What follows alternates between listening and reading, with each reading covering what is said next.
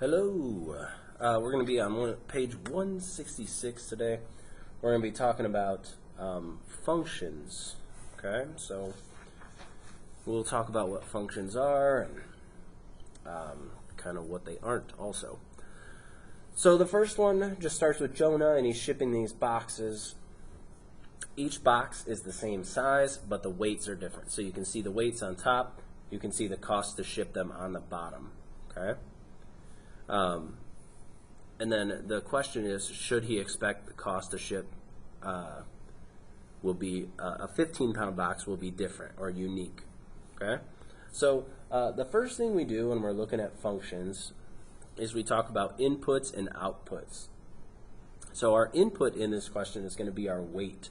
So we can create coordinates from these with all those boxes up top. So the weights are in front, and then the cost to ship them is in the back. Okay, so we call this a relationship or a relation because it relates the weight and the cost.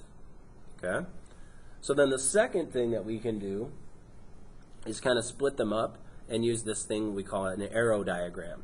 So we say, all right, if it's 8 pounds, it automatically costs $8.56. And we can do that with every weight, where we draw that arrow over to the cost that it is going to be. So the way that we know that something is a function is that every one of these inputs only goes to one output. Okay? So like if I asked you, for instance, what does it cost to ship an 8-pound box?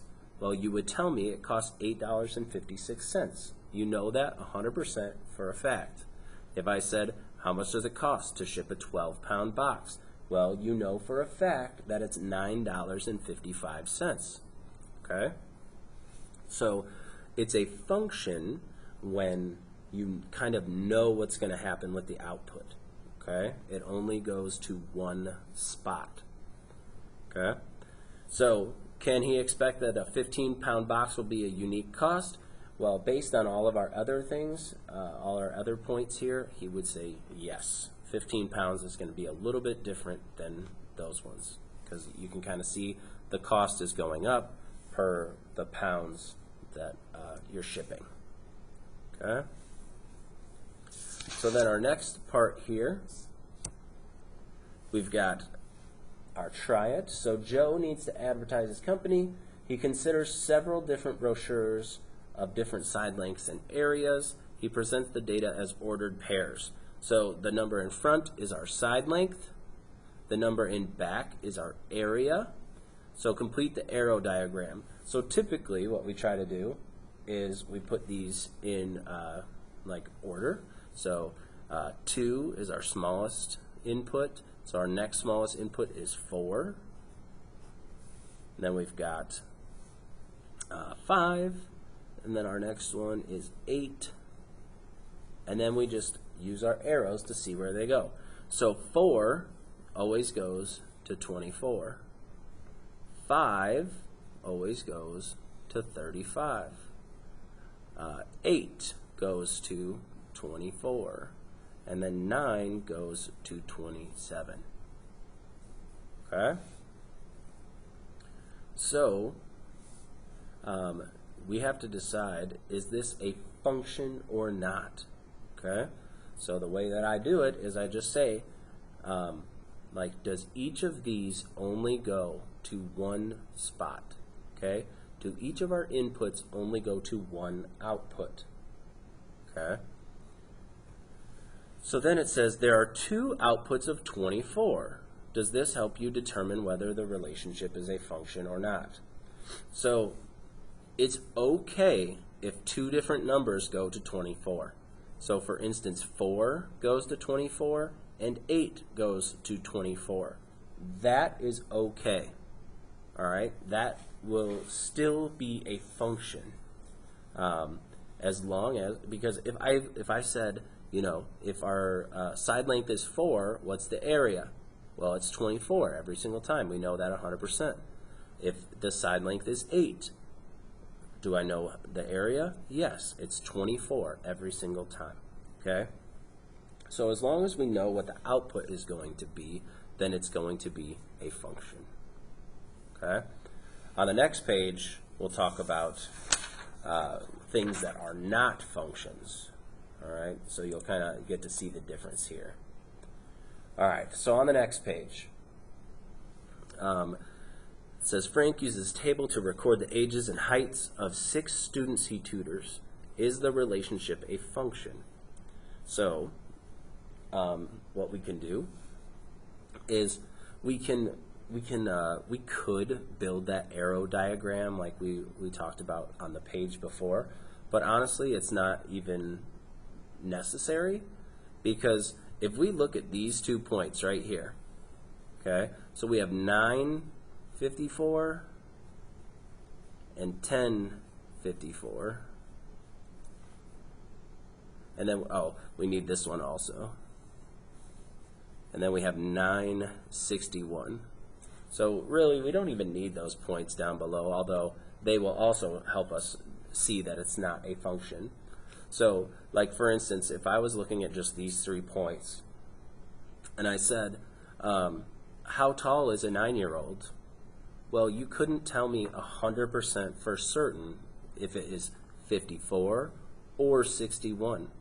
Okay? So if we set up a arrow diagram, 9 would go to 54, and it would go to 61.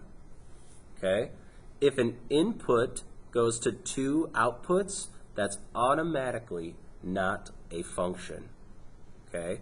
So then also down here, we have 8 that goes to 45 and also 50. So since this 8 goes, the input goes to 2 different outputs, that means it is not a function. Okay? So why don't you guys try this next part? Frank reverses the ordered pairs to show the heights and ages of the same 6 students. Is age a function of height? And explain that for me. Okay? And then what I would do is I would take my heights, so I have 54, and I would see what ages does 54 go to? Well, it goes to 9, and also it goes to 10.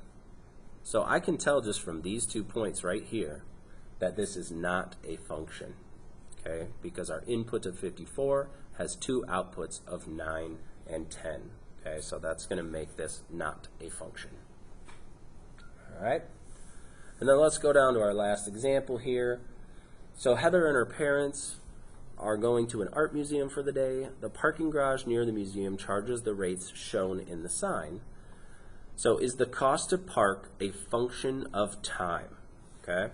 So what I would do is I'd say, all right, 1 hour costs $5. 2 hours costs 10. 3 costs 15. 4 costs 20. And 5 costs 25. So I'm going to ask myself, do each of my inputs, each of my times, correlate to just one output? And the answer is yes. If I park for 1 hour, or up to 1 hour, it's going to cost me $5 every single time. Okay? So since each of these has their own cost associated with it, it is a function. So then the second part says, if they stay at the museum for 6 hours, should they expect to pay more than $25? Well, yes, because it seems to me like it costs $5 for every hour. So I would imagine that if you went for 6 hours, it would probably cost you $30. So you should expect to pay more. All right? So then the second part, Heather claims that she can tell exactly how long a family was at the museum by how much the family pays for parking. Is she correct? Kind of yes and no.